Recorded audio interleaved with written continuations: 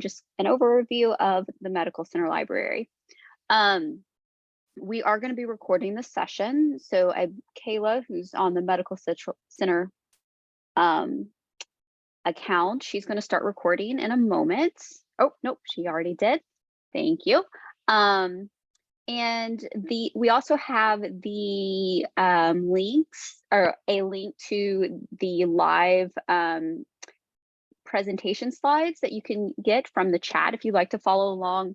Everything in there is linked. There will be a PDF that will be sent out after the presentation today, but there will also be one uploaded onto the workshop series website, which is libguides.uky.edu/RWS, which I will believe will be put into the chat as well. Okay, so let's go on and get started. We're going to dive into an intro to the Medical Center Library and some of our tools and resources. Okay, so everyone who's new, you might not know this, but we launched a brand new website this summer, actually this month. August 1st is when it went live. And you can see it's a little bit different than our old one. If you've used our old one before, we really recommend using the top resources at the top of the screen. And let me actually just go on and open that really quick.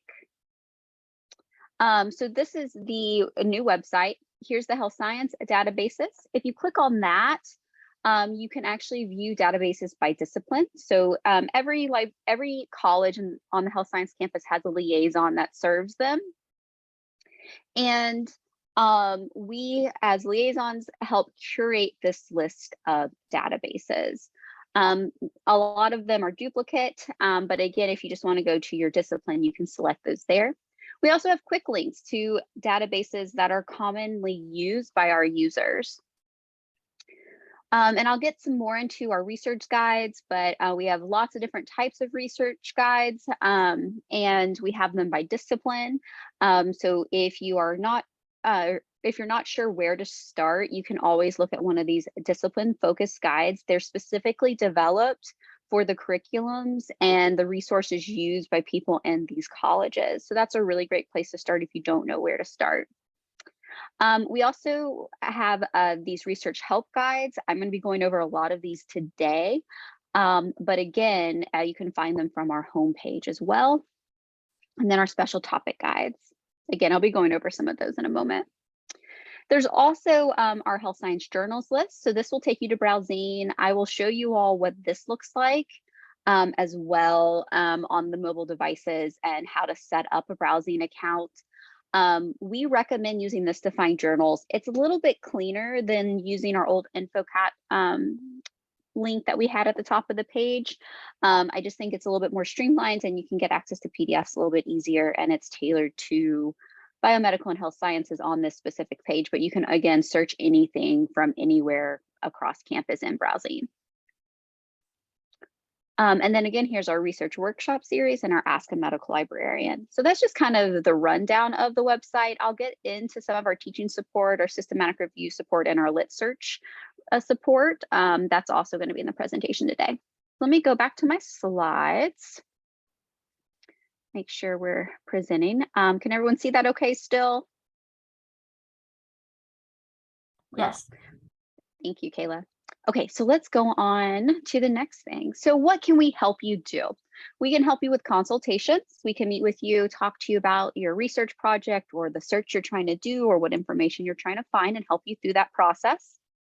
We can also help you with literature searching. So we kind of have two models with this. If you're a student, we will help you with literature searching, but we want to teach you the process. So oftentimes we will have you do the search, and then we'll meet with you and we'll talk you through the process of searching.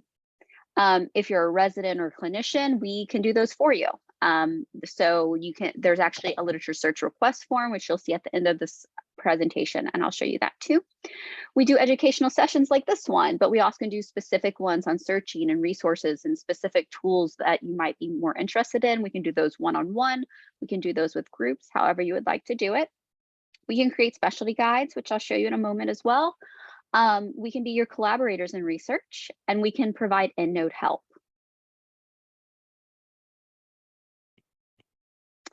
So I've already kind of showed you some of the databases that are available. Some of the most used ones are Medline Pubmed. We actually will be offering a workshop series just on Pubmed, or a workshop series session just on Pubmed.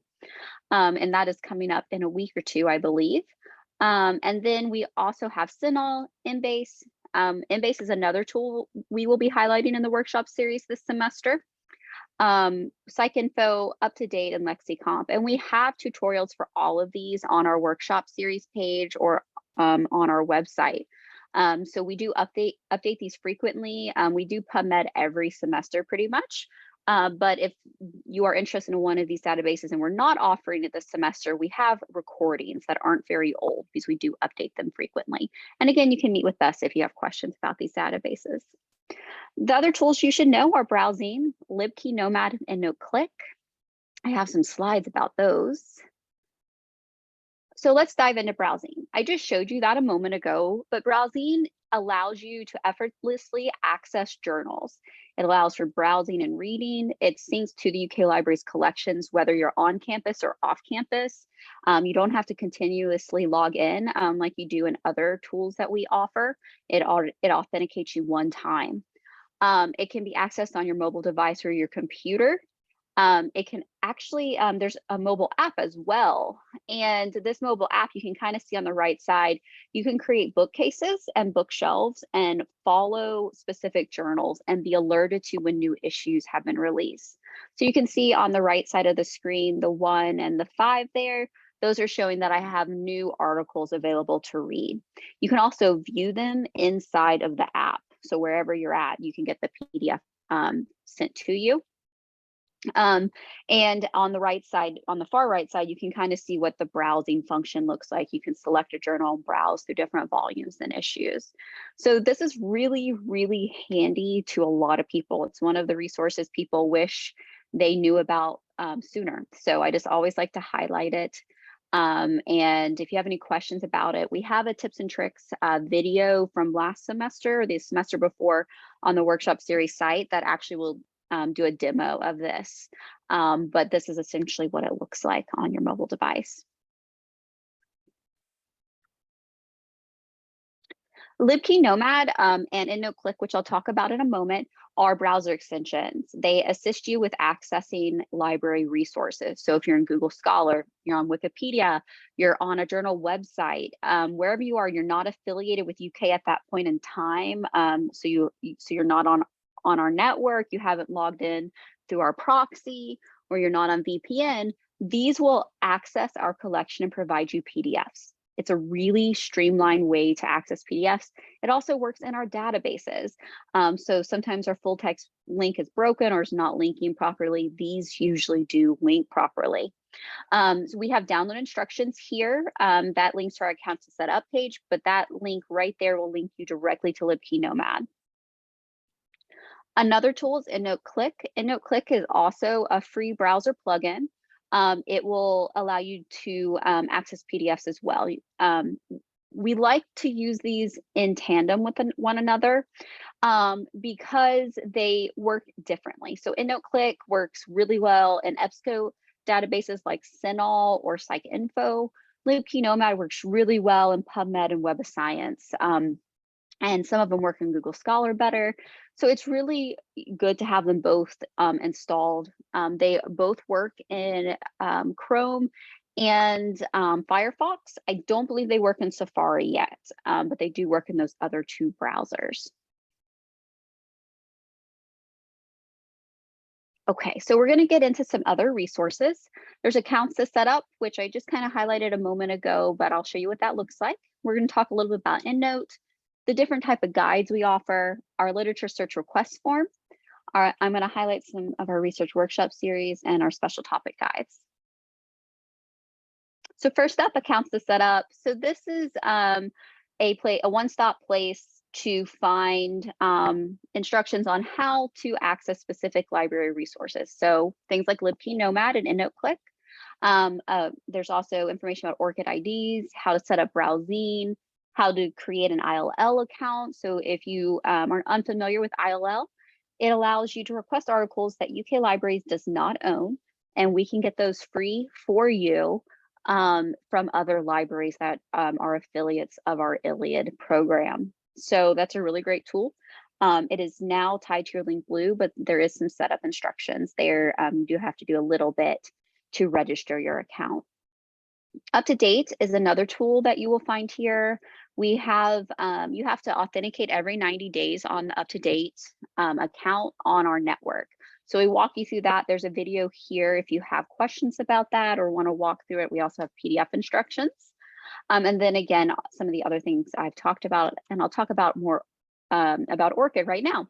So Orcid ID is a persistent and unique identifier for you. So you might be familiar with DOIs. DOIs are unique identifiers for researchers or for publications, sorry. While Orcid is a unique identifier for researchers. If you are planning to apply for grants, be funded by an organization, more than likely you're going to have an Orcid ID. It is being required by most funders now. It's really powerful because it's you, right? You might have the same name as someone else. You might have the same initials as someone else, and this Orcid ID identifies you and it's unique to you. Here are some instructions. Why Orcid? It makes your work more discoverable. It distinguishes between you and other people with identical names and links all your work together. It makes it really easy to submit things to publishers and grants and other funding organizations. And this is how you register for one. It's easy. So you can do this individually. UK is not an affiliate with Orcid, but it's freely available. You can create an Orcid ID. I have an Orcid ID. I know some of my colleagues on this, some of my colleagues in the chat right now have an Orcid ID, but it's really easy to do. It's just not affiliated with UK at this point, but you will need it if you're applying for grants. And here are some instructions. Again, it's on the accounts to set up page as well, and you'll be getting these slides after this presentation too. Okay, so let's talk about EndNote. So I'm not going to get into EndNote too much right now. We don't really have time to do that in this session. I just want to tout the benefits of it. It's really helpful. It can help you with research. It can help you with writing. It will help you with citing. It can help manage your data in advanced reviews like systematic reviews. It can also help you share citations between different people. So I highly recommend using EndNote if you plan on doing any writing or research. It's really helpful even with just doing a literature search. If you're searching multiple databases, it will deduplicate for you. You can link it to UK's collection and it will pull PDFs for you. It's just really handy. We have a LibGuide for it, which is linked on both of these slides. Here's what it looks like. If you're interested in an EndNote session for yourself or for a group of people, please reach out. We're not offering sessions this semester in EndNote, but we do have these recordings that are updated frequently. So we have full tutorials on the left side. So under the tutorial video, EndNote 20 for Windows or EndNote 20 for Mac. Those are full hour-long tutorials, but we also have broken everything down into these things we called EndNote Bites, and they're on the right side of the screen and of this website. So we have like a 10 to 15 minute video on downloading and setting up, exporting, citing while you write. Those are the three big ones. We have two more that are a little bit more advanced, like how to share an EndNote library, and then how to change your output styles or edit and customize an output style. Those are more advanced features of EndNote, but these first three are the basics, and they will get you through just installing it and setting up and affiliating it with UK. It is free to you as a UK affiliate. You can download it from download.uky.edu. We also have PDF instructions under the Help and Resources tab. So if you don't like videos, we also have it all written out with screenshots and arrows in a PDF version. So multiple ways to access and learn about EndNote. But again, you can reach out to me or one of my fellow colleagues here at the Medical Center Library, and we will help you with this. So we have three types. Oh, I'm sorry. We have three types of guides for everyone. I missed the residence piece. I apologize. We have the College of Medicine guide, and I'll show you what so we have specialty guides.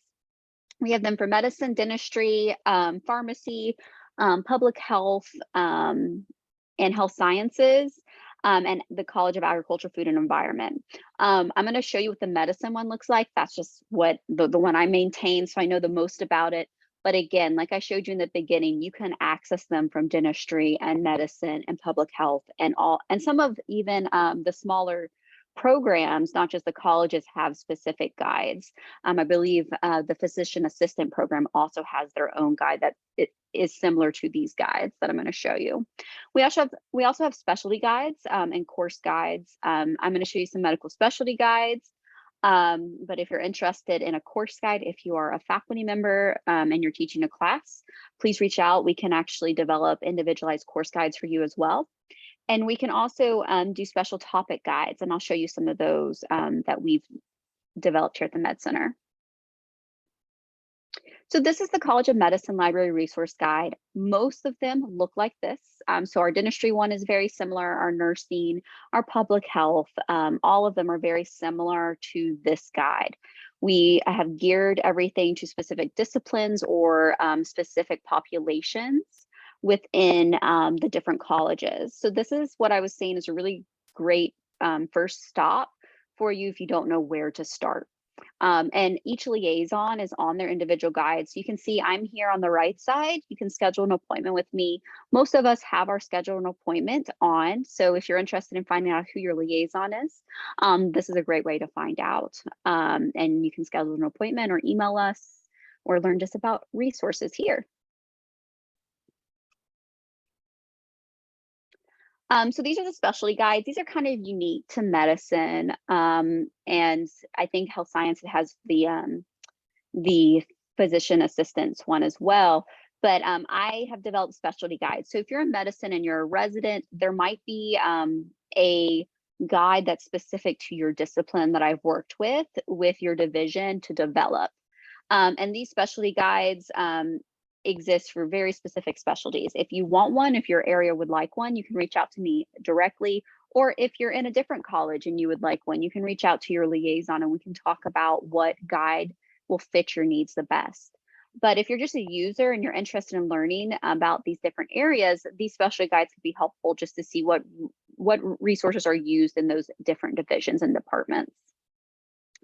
Here's an example of one that I've worked with physical medicine and rehab with. It's a lot of tools, books, apps, all of that is very detailed to the different divisions. So this might be a good place to start if you don't know where to go for your area of interest as well.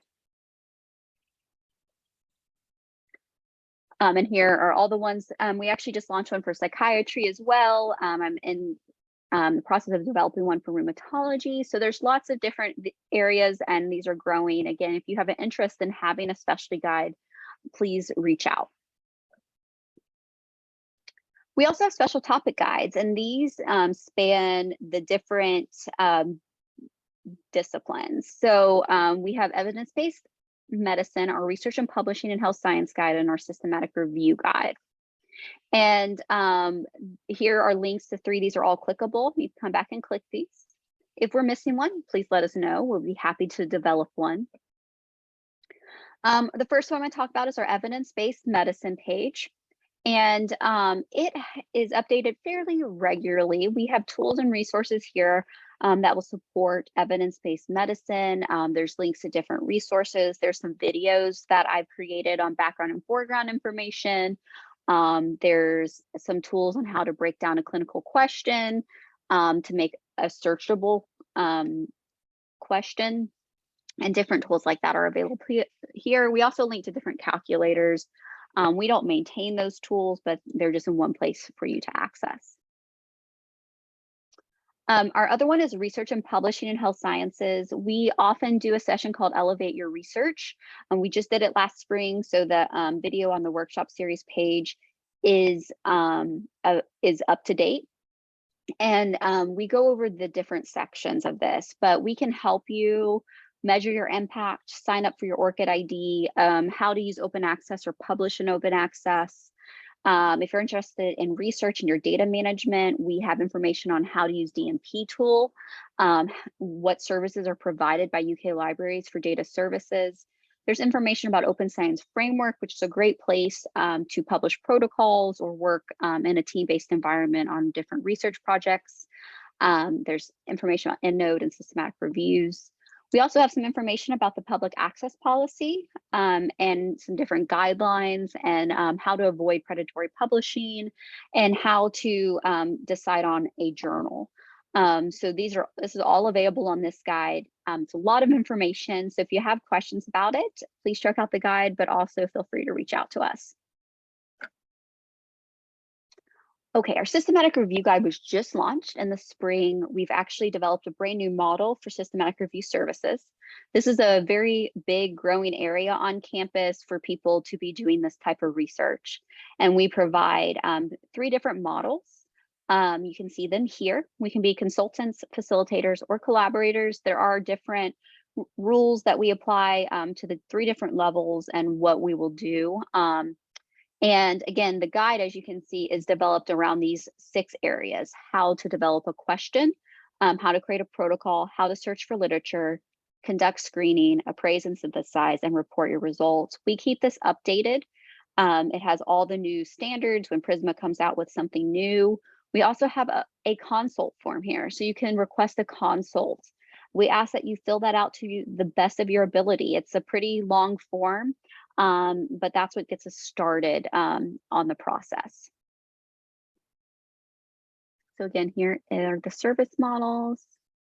And then here are some examples. Our area of expertise is searching, helping with protocol and data management. And we do know some tools that can help you with conduct screening and appraise and synthesize, but that's not our areas of expertise, but we do provide some common tools that are used there. We provide a lot of information about searching the different databases, translating between databases. So it's a really thorough guide. It can help you write a protocol. We have a new tool that will help you do that. So it's a really great place to start. But again, please reach out to us if you have any questions about it. Okay, so request a literature search. You can fill out this form. Here's a link on the bottom of the screen. It's also on our homepage at the very bottom. It all links to the same form. We ask you some questions. Please, you have to fill out all the required ones. That will help us route it to the right librarian, because we all have different areas of expertise. And we will get back to you. We ask that you give us a week to work on these searches. We get a lot of these every day, so it does take some time. If it is for patient care, please say that it's for patient care. We push those up to the top of the list of searches that we're going to complete the soonest, but we can work with you on that. So just as a heads up, we don't usually have a 24-hour return time. It takes us a little bit of time to work on these. But again, anyone's allowed to fill out this form. If you're a student, we will reach out to you and set up a time to meet with you about your search and walk you through some of the processes and things like that. And we can review your search, all of that. If you're a faculty member, a researcher, a resident, we can do this for you with some of the basic information. We might reach out to talk about it based off the topic. But that's kind of just a heads up on how we handle the searches for different populations on campus. Here's the workshop series. So this, we're only offering 4 this semester. We have probably 2-3 dozen previous ones that are available on, they are available at the link on the screen. So we update them frequently every semester. We're doing new ones. You can see that you're in the intro to MCL and time-saving tips and tricks. We'll be offering Pubmed Essentials on the 7th of September, Embase Essentials on October 18th. We just bought Embase in the spring. So that will be our first full tutorial on how to use Embase. And then systematic review for social sciences, and our social sciences librarian will be doing that one for us. So as always, please remember to ask for help. You can actually schedule an appointment with us. All of us, or I think 4 of the medical librarians, are on the LibCal system. So if you use this link, you can actually just automatically schedule an appointment with us. It is on Zoom. I believe all of us are still holding Zoom meetings. You can also email miclib@uky.edu and we will respond to you that way. So however you want to do it, if you want to consult, you can contact your liaison librarian or schedule an appointment using the LibCal link on the screen, or always contact us using miclib. So that's all I have for today. It's a quick rundown of the Medical Center Library and some of the essential tools. We will be on to answer any questions you have. If not, that was it. Have a good rest of your day. And if you have any questions, please let us know.